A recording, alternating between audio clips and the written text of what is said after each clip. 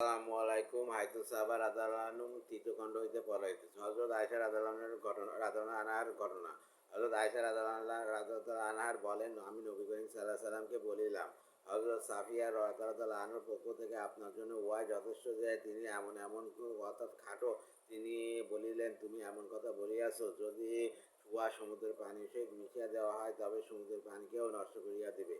হযরত আয়েশা রাদিয়াল্লাহু আনহা বলেন, আমি একবার নবী করিম সাল্লাল্লাহু আলাইহি সাল্লামকে সামনে এক ব্যক্তি অনুকরণ করিয়া দেখাইলাম। তিনি বলিলেন, আমি উহা পছন্দ করি না যে তুমি আমার সামনে কারো অনুকরণ করিয়া দেখাও, আর উহার পরিবর্তে আমি এত মাল লাভ করি। হযরত জাইনাব রাদিয়াল্লাহু আনহার ঘটনা। হযরত আয়েশা রাদিয়াল্লাহু আনহা বলেন, হযরত সাফিয়া বিনতে হুয়াই রাদিয়াল্লাহু আনহার উট অসুস্থ হইয়া গেল। হযরত জাইনাব রাদিয়াল্লাহু আনহার নিকট অতিরিক্ত উট ছিল। নবী করিম সাল্লাল্লাহু আলাইহি ওয়াসাল্লাম হযরত জাইনাব রাদিয়াল্লাহু আনহাকে বলিলেন, তুমি সাফিয়াকে একটি উট দিয়া দাও। হযরত জাইনাব রাদিয়াল্লাহু আনহা বলিলেন, আমি এই ইহুদীকে উট দিব? নবী করিম সাল্লাল্লাহু আলাইহি ওয়াসাল্লাম তার এই কথায় অসন্তুষ্ট হইলেন এবং জিলহজ, মুহাররম ও সফর মাসে কয়েকদিন পর্যন্ত হযরত জাইনাব রাদিয়াল্লাহু আনহাকে ছাড়িয়া রাখিলেন, অর্থাৎ তাহার নিকট যাইতেন না। শেষ পর্যন্ত হযরত জাইনাব রাদিয়াল্লাহু আনহা নবী করিম সাল্লাল্লাহু আলাইহি ওয়াসাল্লামের ব্যাপারে নিরাশ হইয়া গিয়াছিলেন।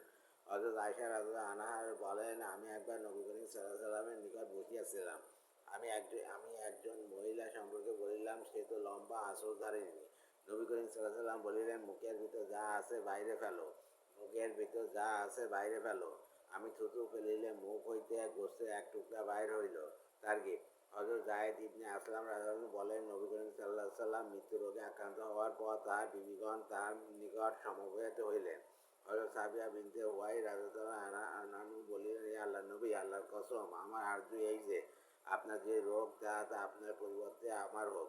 অন্যান্য বিবিগণ তার এই কথাকে অতিরঞ্জিত মনে করিয়া চোখ টিপাটিপি করিলেন, যা নবী করিম সাল্লাল্লাহু আলাইহি ওয়াসাল্লাম লক্ষ্য করিলেন এবং বলিলেন, তোমরা সকলে কুলি করো।